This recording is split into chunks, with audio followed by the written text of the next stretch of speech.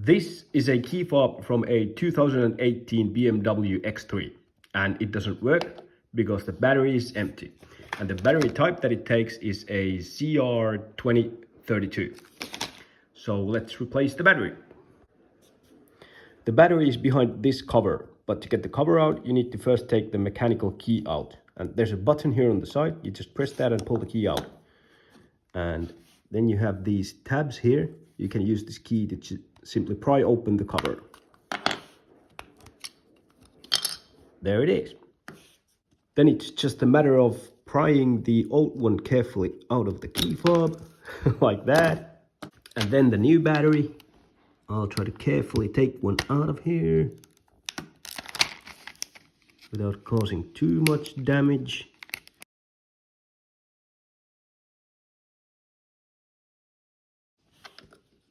And there it goes. Replace the cover, which should fit nicely. In YouTube, these things always work out. There it goes. Done.